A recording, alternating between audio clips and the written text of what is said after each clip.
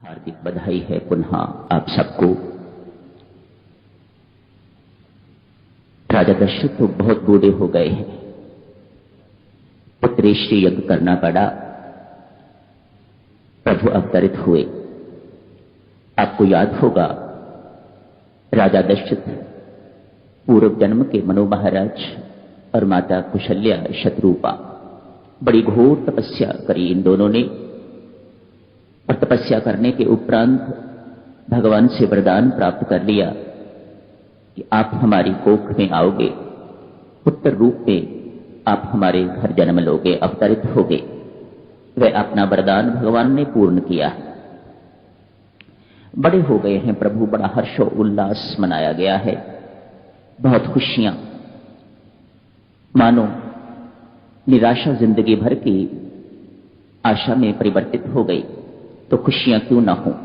हर्षो उल्लास मनाया जा रहा है, सारा अवध खुशियां मना रहा है प्रभु के अवतरित होने पर। 4 पुत्र पैदा हुए हैं, बड़े हो गए हैं, महर्षि विशिष्ट विद्या इत्यादि ग्रहण करी है, पारंगत हो गए हैं। प्रभु राम के लिए हर पंक्ति में कोई ना कोई प्रशंसा का शब्द आता है। थोड़े में बहुत समझ जाते हैं, एक बार पढ़ लेते हैं, सुन लेते हैं, भूलते नहीं हैं, इत्यादि इत्यादि। ये सब कुछ आपने पढ़ा है। और बड़े हो गए, राजा दशरथ उनके विवाह की सोचने लग गए। युवक हो गए हैं, इसलिए इनका विवाह होना चाहिए। अभी चर्चा चल ही रही है तो महर्षि विश्वामित्र का आगमन हो गया है। स्वामी जी महाराज फरमाते हैं, जब कोई बड़ी बात होनी हो तो परमेश्वर उसी ढंग से सारे संबंध बना देता है।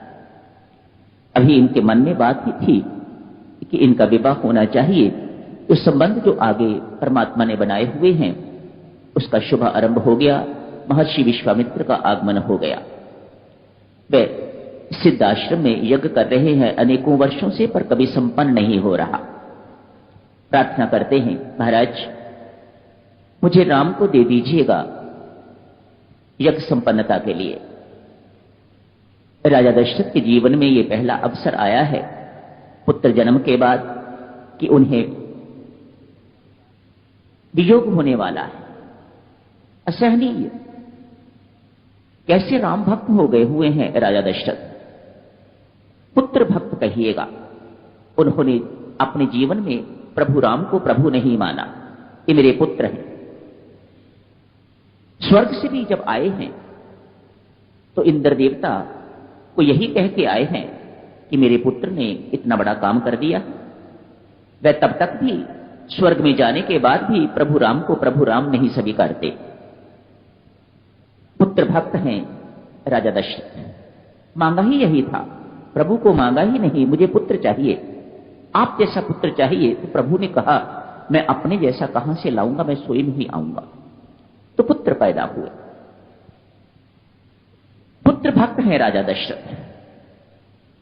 बेचारे व्याकुल हो गए ये सुन के कि पुत्र बिछो होने वाला है, ये कैसे मैं सहन करूंगा। पर होना था, परमेश्वर ने जो रच रखा होता है, रचने वाले पास ही बैठे हुए हैं, कहीं दूर नहीं है। वे साथ ही साथ सब कुछ करवाते जा रहे हैं। जो आगे रचा हुआ है वह भी तो पूर्ण होना ही है। भगवान की दृष्टि से ना देखिएगा प्रभु को, आइए साधक की दृष्टि से देखते हैं। यूं कहिएगा एक साधक की प्रथम साधना आरंभ हो गई है। पहली बार वह घर से निकले, लक्ष्मण उनके साथ होते हैं। लक्ष्मण तो उनकी छाया है, वे तो साथ रहेंगे ही रहेंगे, कहीं भी चले जाएं। कहते हैं कुछ समय जो मूर्छित रहे हैं लक्ष्मण जी महाराज, उस समय को छोड़ के राम लक्ष्मण कभी आपस में बिछड़े नहीं। इतना स्नेह है इनका आपस में, कुछ भी है, कैसे भी हैं, राम कैसे हैं, लक्ष्मण कैसे हैं, पर कभी दोनों में बिछो नहीं हुआ। साथ चले गए हैं महर्षि विश्वामित्र के, तो उनकी साधना आरंभ होती है। साधक जनों, जब साधना करने के लिए व्यक्ति निकलता है तो सबसे पहले उसके मार्ग में ताड़का आती है। और ताड़का को एक ही बाण से प्रभु मार देते हैं। वर्णन तो आता है, युद्ध तो बहुत होता है, पर एक ही बाण से प्रभु मार देते हैं। मानो पहले उसकी चाल वाल सब कुछ हजारों हाथियों का बल था ताड़का में। सुबाहु और मारीच इसी के पुत्र।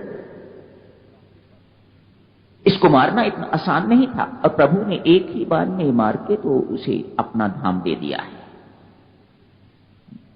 आप यूं कहिए मारा है या तारा है, दोनों ही चीजें हैं।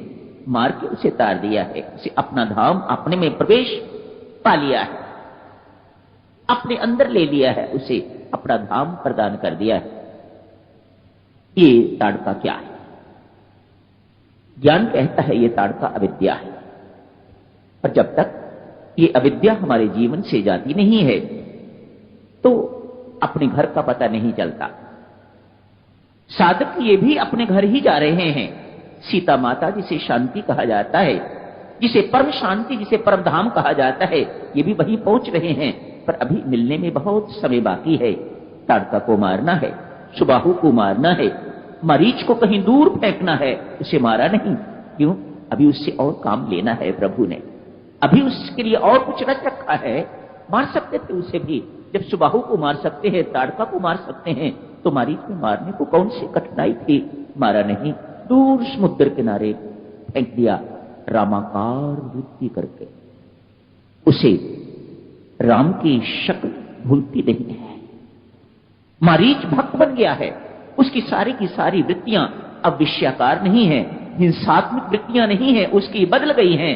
राम के दर्शन होते ही वह सब कुछ बदल गया है उसका, और समुद्र के किनारे बैठ के तपस्वी बन गया हुआ है वह। उसे र शब्द से राम याद आते, राम का स्वरूप याद आता है, राम का नाम याद आता है, मानो वह राम नाम जपने लग गया हुआ है और उसकी सारी की सारी वृत्तियां रामाकार हो गई हुई हैं।